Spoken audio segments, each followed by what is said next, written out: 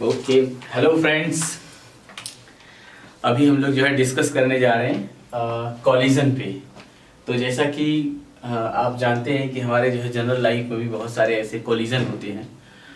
तो कॉलिजन का मतलब है कोई दो ऑब्जेक्ट का टकराना, एक दूसरे से ऐसा टकराना जो है, यही क्या है, कॉलिजन है। लेकिन यहाँ थोड़ा सा हम लोग जो है इसको साइंटिफिक लैंग्वेज में देखेंगे कि कैसे, और वो भी कौन सा, फिजिक्स की लैंग्वेज में कॉलिजन हमें देखना है जो है। तो जो ये कॉलिजन है, कॉलिजन तो सिंपली आप समझते ही हैं कि कॉलिजन क्या है। किसी दो ऑब्जेक्ट का टकराना या फिर दो कारों का टकराना, सब कॉलिजन है। और आप दीवार पे पंच मारते हैं, ये भी एक कॉलिजन है। बॉल टकरा रही है, कॉलिजन है। बैट और बॉल से हम बॉल को हिट कर रहे हैं, ये भी कॉलिजन है। सब कॉलिजन ही है, मतलब इस तरह की चीज़ें जहाँ दो चीज़ें टकराती हैं, एक दूसरे से आकर के टकराएं, तो वहाँ पर कॉलिजन आ जाता है। तो बेसिकली यहाँ पर जो है कॉलिजन होता है, एक होता है वन डायमेंशन कॉलिजन और दूसरा होता है टू डायमेंशन कॉलिजन। तो पहले हम लोग पढ़ेंगे वन डायमेंशन कॉलिजन। और इस कॉलिजन में एक होता है इलास्टिक कॉलिजन,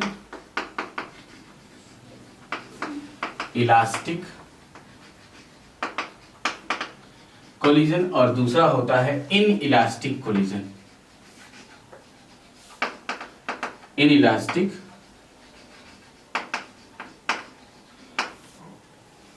ओके।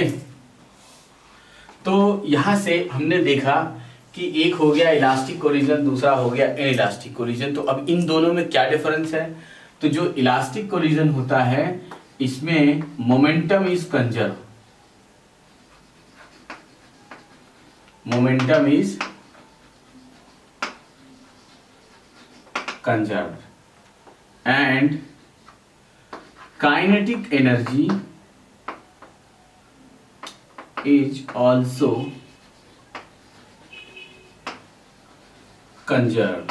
ओके, ये दो बातें तो यहाँ पर कंजर्व होती है। और यहाँ पे अगर देखा जाए तो मोमेंटम कंजर्व होता है, momentum is conserve. Okay, but kinetic energy is not conserved, kinetic energy is not conserved. Okay, तो यहाँ पर हमने एक चीज देखा कि इन दोनों में बेसिक डिफरेंस क्या है, कि मोमेंटम तो दोनों में कंजर्व होता है, बट एक में एनर्जी कंजर्व होती है, दूसरे वाले में एनर्जी कंजर्व नहीं होती। तो एनर्जी कंजर्वेशन का मतलब ये है कि इलास्टिक कोलिजन में अगर किसी बॉल को लेकर के अगर किसी दीवार पे मारा जाए, तो जिस वेलोसिटी से जाएगा बॉल टकराकर उसी वेलोसिटी से वापस आएगा, ये इलास्टिक कोलिजन है। अब आप इमेजिन कीजिए कि मान लीजिए कि आपने बॉल को लिया और दीवार से वो टकराया, बट गया तो किसी वेलोसिटी से 20 मीटर पर सेकंड से, बट लौटते वक्त उसकी वेलोसिटी बस 20 से कम हो जाए, ये जो है 18 मीटर पर सेकंड हो जाए, या फिर 15 हो जाए, या 10 हो जाए, या 5 मीटर पर सेकंड हो जाए, बस 20 ना रहे, 20 से कम हो जाए। तो ऐसे केस में आप कहोगे कि यहाँ पर क्या हो गया, काइनेटिक एनर्जी कंजर्व नहीं है। तो ऐसे कोलिजन को हम लोग क्या बोलेंगे, इनइलास्टिक कोलिजन। अच्छा, अब ये जो इनइलास्टिक कोलिजन है, ये भी जो है इस कोलिजन में क्या होता है कि ये भी कोलिजन जो है, एक होता है इनइलास्टिक कोलिजन और एक होता है जो है परफेक्टली इनइलास्टिक कोलिजन। तो अगर मैं इसकी बात करूं कि ये जो है, जो परफेक्टली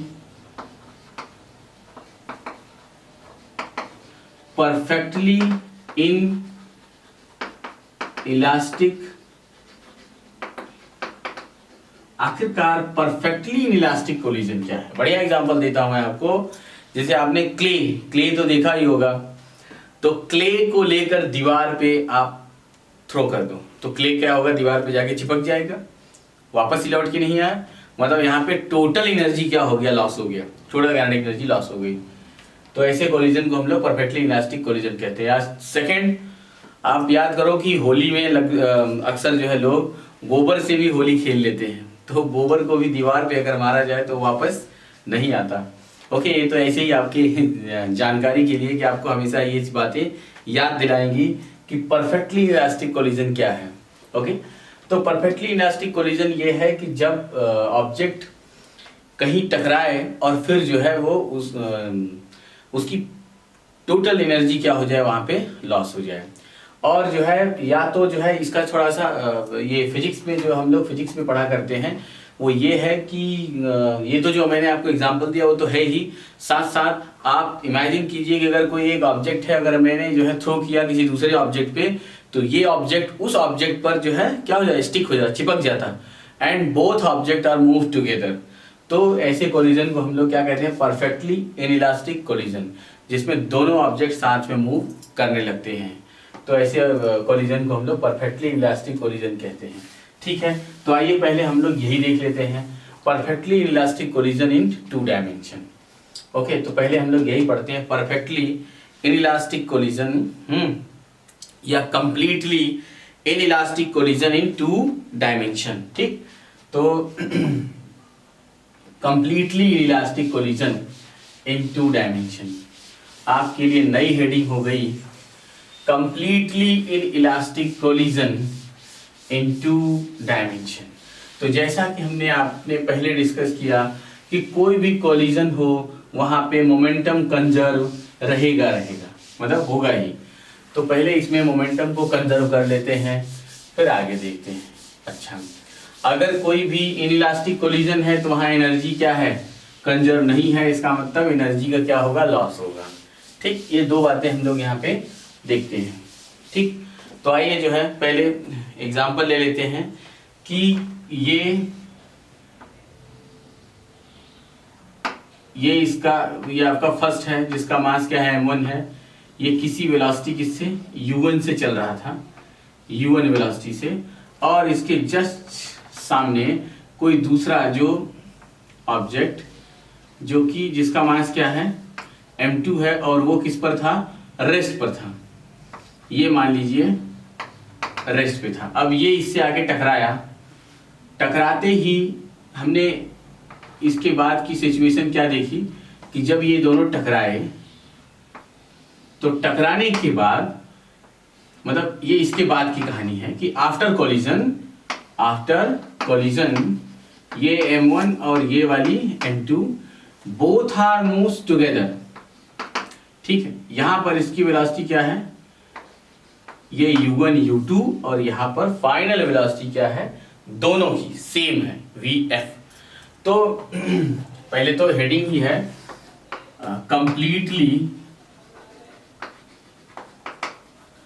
कंप्लीटली इन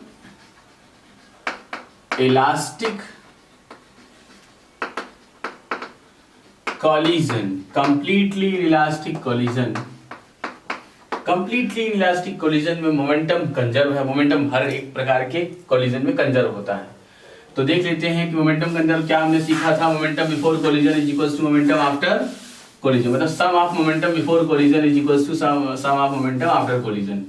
तो sum of momentum before collision is m1 u1 plus m2 u2 is equals to m1 plus m2 into vf।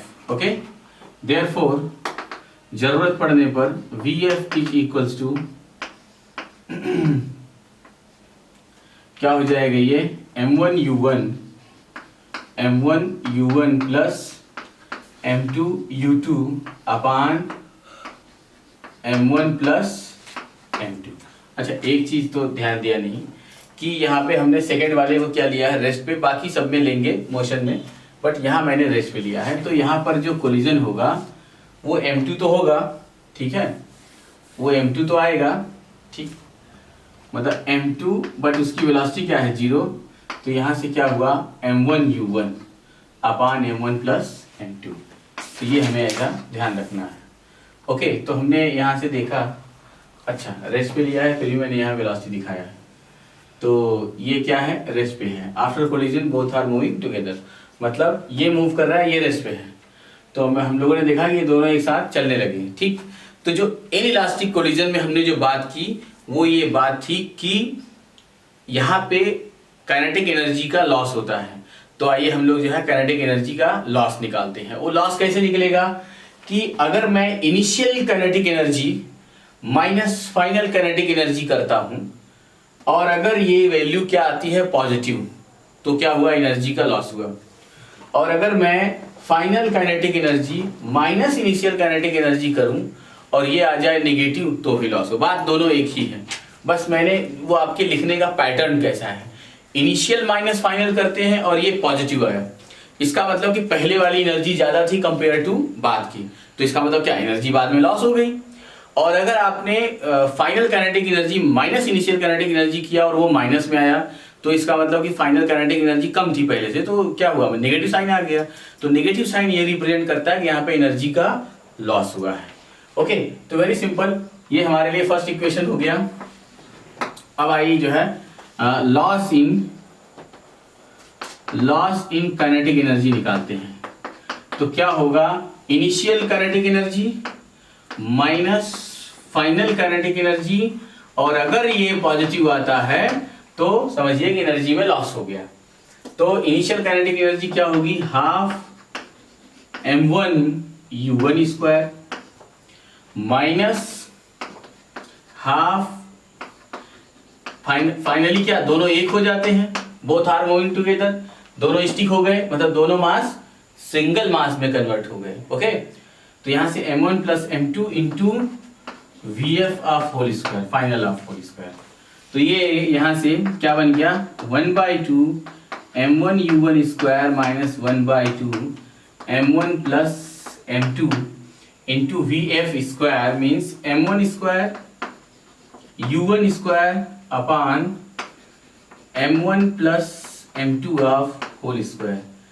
अब ये यहां से एक कैंसिल हो गया और ये आ जाता है 1/2 m1 u1 square minus m1 square u1 square upon m1 plus m2। Okay, अच्छा, अब यहां से अगर देखा जाए तो half m1 square m1 u1 square common हो सकता है, तो आइए हम लोग इसको कॉमन कर देते हैं। 1/2 m1 u1 मैंने कॉमन कर लिया, u1 स्क्वायर, ठीक। तो ये बच गया 1 माइनस क्या आ गया, m1 upon m1 plus m2, ठीक। अभी आफ्टर सॉल्विंग वी गेट, मतलब loss in kinetic energy 1/2 m1 u1 square, इसको सॉल्व करते हैं, ये इधर जाकर m1 plus m2 minus m1 हो जाए, m1 कैंसिल हो गया, m2 बाय क्या आ गया, m2 bye m1 plus m2। Okay, अब ये आ जाता है आपका आंसर m1 m2 अपान 2 m1 plus m2 into u1 square, ठीक।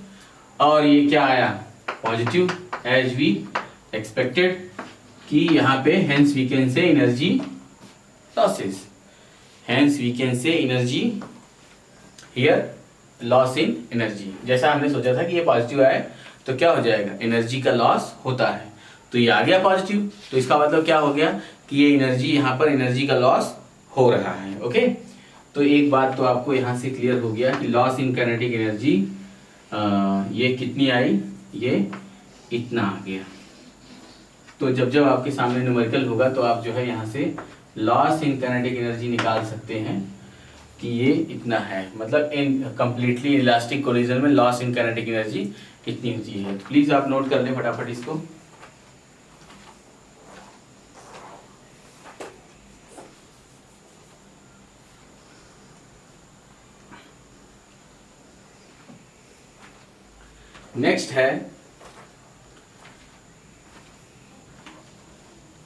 नेक्स्ट है हेड ऑन या इलास्टिक कोलिजन या head on elastic collision of to spheres, ठीक है।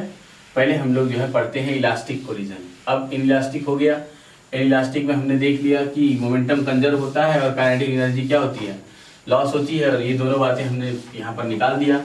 अब यहाँ से हम लोग डिस्कस करते हैं कि इलास्टिक कोलिजन। तो इलास्टिक कोलिजन में क्या आता है, head on elastic collision of two billiard ball या स्फीयर, जो भी आप ले लें, दोनों चलेगा।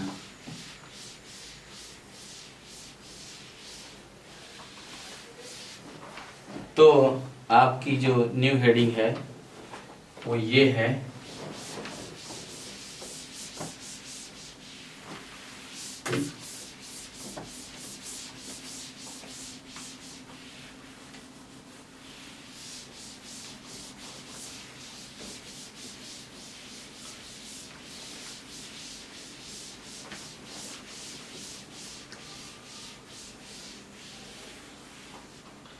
तो आइए जो है बात करते हैं इलास्टिक कोलिजन की।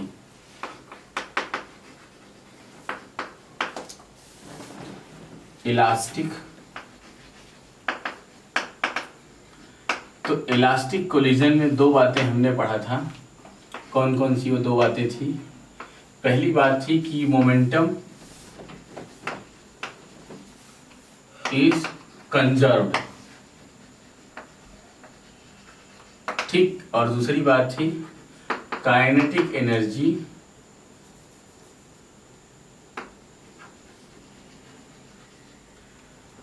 Conserved, is conserved. तो momentum and kinetic energy both are conserved, ठीक। तो यहाँ पे हम लोग जो है देख लेते हैं कि कंप्लीटली इलास्टिक कोलिजन या परफेक्टली इलास्टिक कोलिजन, ठीक। तो यहाँ पे हम लोग डिस्कस करते हैं जो है कि head on elastic collision, head on elastic collision, head on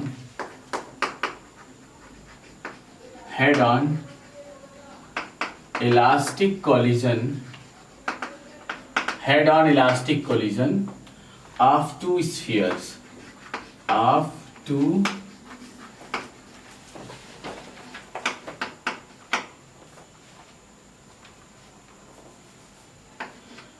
two spheres, ठीक। तो आइए देखते हैं जो है, you just imagine this is your sphere first having mass m1 and its initial velocity is u1,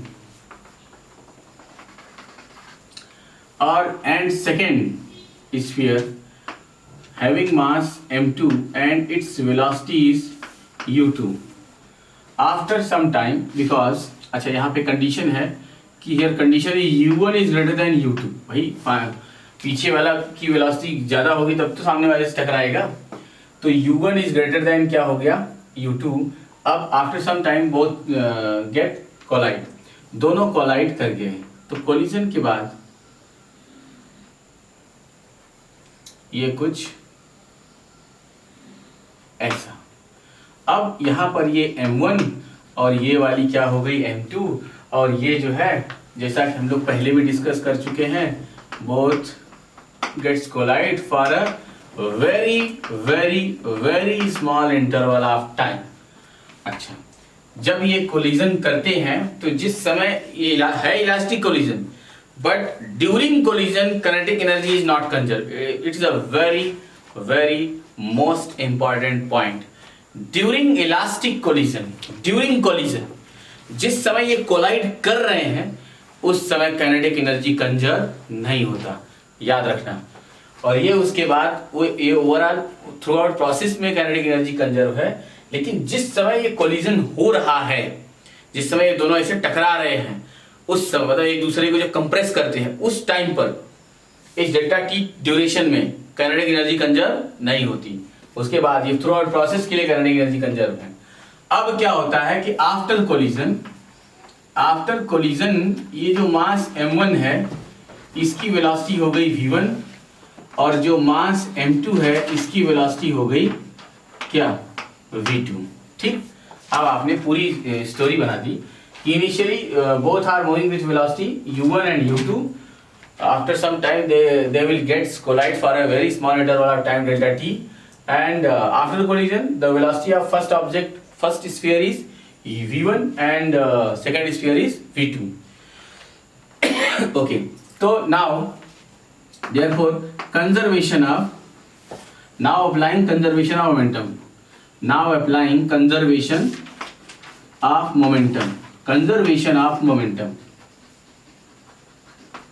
तो कंजर्वेशन ऑफ मोमेंटम क्या कहता है? Sum of momentum before collision is equals to sum of momentum after collision. तो sum of momentum before collision m1 u1 plus m2 u2, ठीक है, आपको याद आ रहा है ना, जो इसके पहले हमने किया था वो रेस्ट पे लिया था। और देखिए ये दोनों मोमेंट में है। Is equals to m1v1 plus m2v2। ये हो गया अपना equation number 1, conservation of momentum. Okay, यहां से चाहे तो एक इक्वेशन और बना सकते हैं हम लोग कि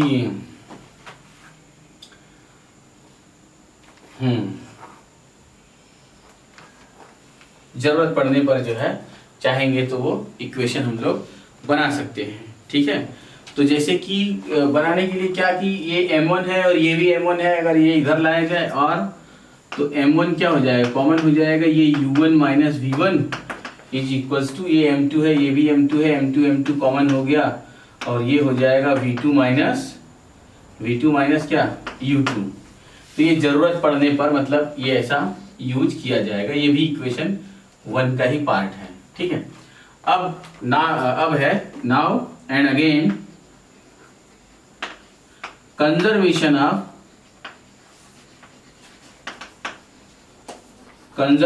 of kinetic energy. Conservation of kinetic energy apply करते हैं। Half m1u1 square plus kinetic energy का मतलब इनिशियल काइनेटिक एनर्जी मतलब before collision, sum of kinetic energy before collision is equals to sum of kinetic energy after collision. तो m1u1 square plus m2u2 square is equals to half m1v1 square plus 1/2 m2v2 square. Okay, ये यहां से क्या बताता है, kinetic energy conservation. ठीक है, अच्छा, तो इसे जो है आप देखें तो हर जगह 1/2 कॉमन है। ये यहां से और m1u1 square plus m2u2 square is equals to m1v1 square plus m2v2 square. Okay, यहां से हम लोग इस m1 को इस साइड लाते हैं तो ये हो जाएगा m1 okay u1 square minus v1 square is equals to m2 v2 square minus u2 square. अब जरा सा यहां पर एक छोटा सा और एक करेक्शन करके लिख सकते हैं जो है, और again m1 u1 square minus v1 square में u1 minus v1 into u1 plus v1 is equals to m2 v2 minus u2 into क्या v2 प्लस u2। ये हो गया। अब आप देख सकते हैं ये हो गया अपना इक्वेशन नंबर 2। तो ये जो इक्वेशन 2 है ये हो गया a square minus B square, तो a प्लस बी और a माइनस बी, ये भी a plus B minus B formula लग गया। अब यहां से हम आप ये अप्लाई कर सकते हैं कि m1 u1 minus v1 is equal to m2 v2 minus u2। तो ये m1 u1 माइनस जो v1 है इसके प्लेस पे m2 v2 minus u2 put कर सकते हैं फ्रॉम इक्वेशन 1 एंड 2।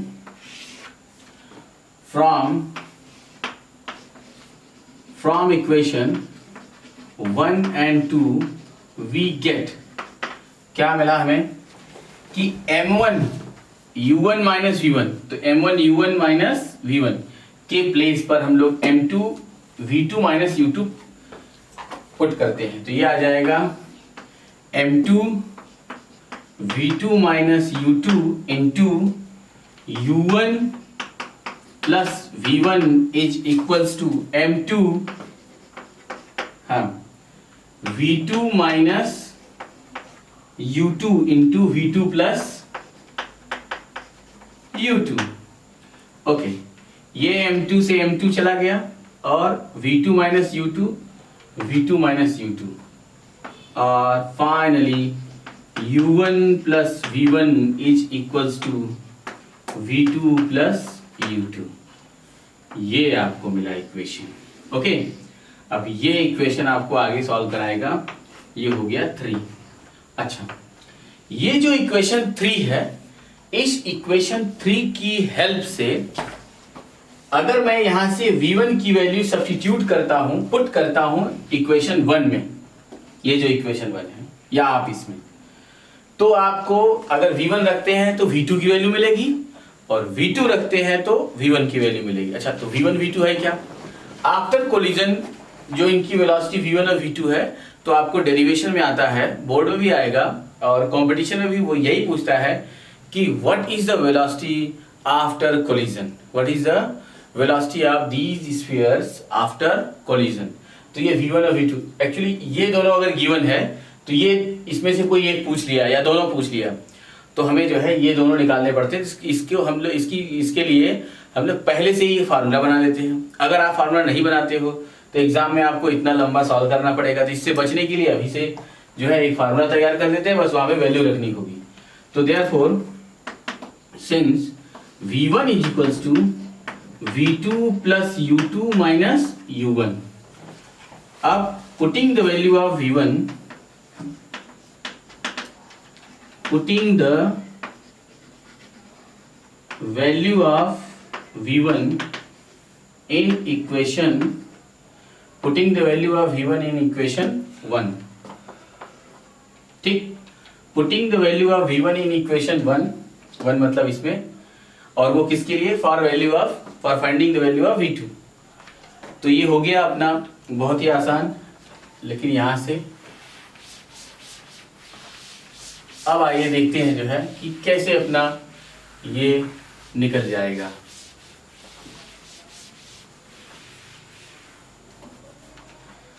तो ये यहां से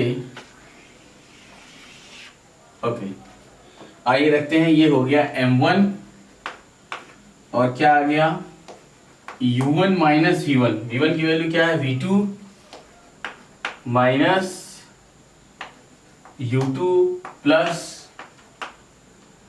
U1, V2 plus U2 minus U1, तो ये हो गया U2 और प्लस ये U1 हो जाएगा क्योंकि माइनस माइनस से प्लस हो गया, is equals to M2 V2 minus U2। Clear? तो आइए जो है इसको सॉल्व कर देते हैं। यहां से देखिए मतलब U1 और U1 क्या हो गया? 2M1 U1 minus M1 V2 minus M1 U2 is equals to M2 V2 minus M2 U2। Okay, अब अपना टारगेट है क्या? V2 को फाइंड आउट करना, तो V2 एक साइड कर देते हैं और U2 एक साइड। तो ये हो गया R, ये इधर ले जाएंगे तो क्या हो जाएगा? V2 M1 plus M2 is equals to, ये हो गया मतलब यहां से U2 कॉमन हो गया और ये M1 प्लस M2 ये इधर गया और ये पूरा इस तरफ minus 2 M1 U1। Therefore V2 is equals to M1 plus M2, M1 plus M2। ठीक है, जरा इस V2 पे एक बार ध्यान से देखा जाए, V2 और ये चला गया इधर, तो ये बन गया क्या?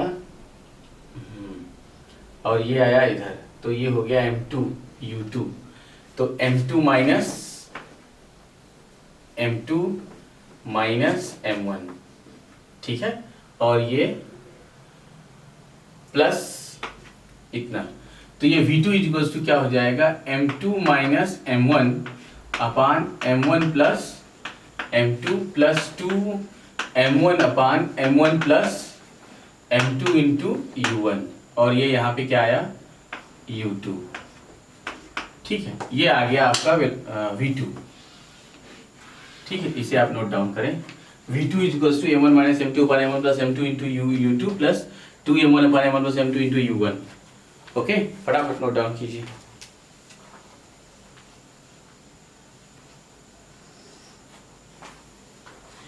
And similarly, when we are putting the value of V1,